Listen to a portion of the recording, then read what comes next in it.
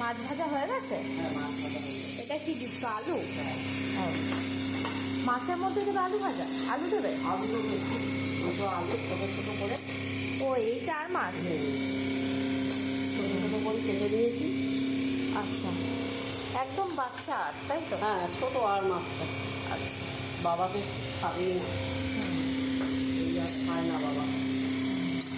আমরা এনেছি আমার জন্য আর তোমার জন্য। আমি তো খাই। খায় না আবার। তাহলে ওর জন্য কি করবে?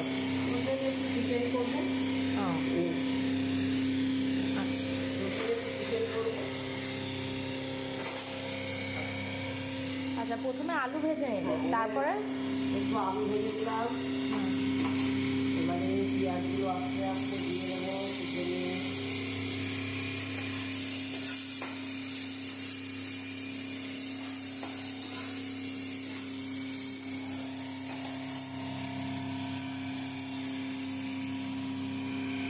আমি নেড়ে দিই, ঠিক আছে?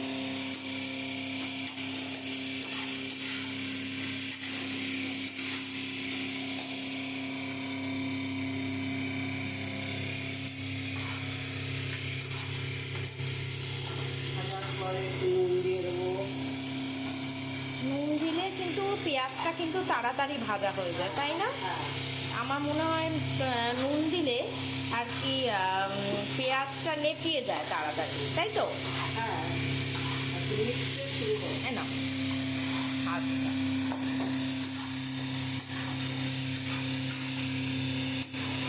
তারপরে কি দেবে? এবার একটু আদা বাটা দেবো।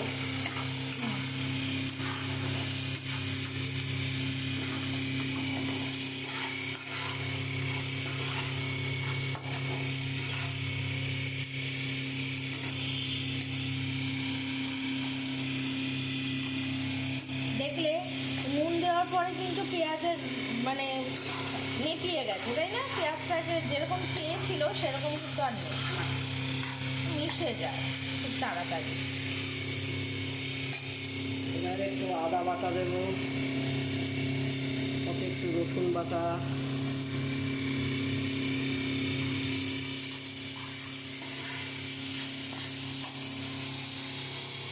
একটু তেল দেবো। তেল কম দিয়েছো?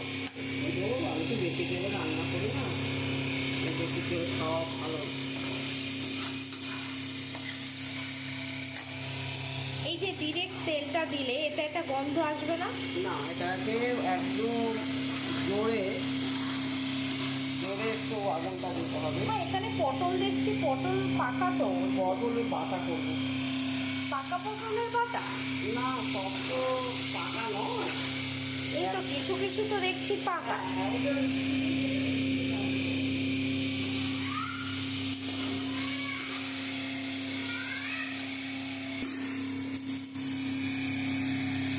এটা কি মশলা দিলে? একটু বাটা মশলা দিলাম। বাটা মশলায় কি কি ছিল? একটু সামান্য আদা, সামান্য 1 চিকেন উপর, এটা ছিল বলে তাই দিয়ে। তা আগেও তো আদা বাটা আর রসুন বাটা দিলে। হ্যাঁ, তবু এটা পরিমাণ মতো একটু কম হবে বলে তাই দিয়ে। ও, আগে ছিল? হ্যাঁ,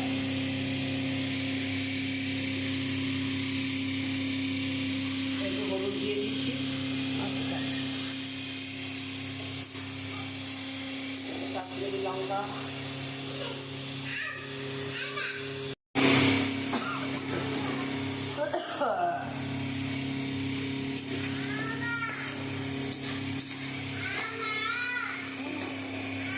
হয়ে গেছে মশলা মশলা?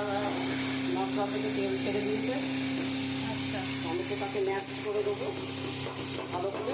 খুন্তি দিয়েই করছো? হ্যাঁ, খুন্তি দিয়েই করবো। তাহলে সেক্ষেত্রে তুমি টমেটোটা বেটে নিচ্ছ না কেন? না, সব বেটে নিই না।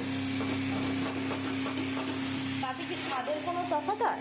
হ্যাঁ, নিশ্চয় হয়ে যায় তো, ওটা একেবারে পড়ে যায়। আমার ভাজা হয়ে গেছে ভালো করে। মশলাটা ভালো করে? বেশি আজে বেশি আছে ফুল ফ্লেমে দিবি। আচ্ছা, কারণ এটার গন্ধটাও তো ঠিক নাওয়াটা আমাদের ঠিক না, একটু কমিয়ে দিয়ে গ্যাসটাকে আস্তে আস্তে করে করবি। আর যখন হয়ে যাবে তখন বাড়িয়ে দিবি। আচ্ছা আরও আস্তে আস্তে এরপরে ঝোলটা দেবো, টকবক করে ফুটবে, তারপর মাছটা দিয়ে দেবো। বন্ধ করে এবার জলটা দিয়ে দেবো। আচ্ছা এবার জলটা দিয়ে এটা কি খুব কষা হবে না তাই তো? কষা হবে, একটু ঝোলও থাকবে, যাতে ভাতের সাথে খাওয়া যায়।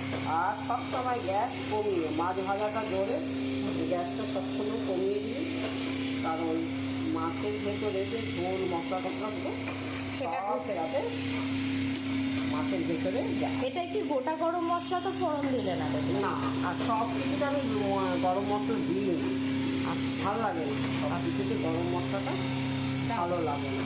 আচ্ছা এবার ঝোলটাকে আগুনে দিয়েছি, টকবক করে ফুটবে, গরম হয়ে গেছে। ঝোল ফোটা চালু হয়ে গেছে, এবার কি মাছগুলো দিয়ে দেবে? হ্যাঁ, এবার আলুটা তো চন্দ্রমুখী আলু, কারণ ইয়ে হয়ে যাবে, অল্পতেই নরম হয়ে যাবে। আচ্ছা এবার এক এক করে আমি মাছগুলো দিয়ে দেবো ঝোলের মধ্যে, এক এক করে মাছগুলো ঝোলের মধ্যে আস্তে আস্তে দিয়ে দেবো।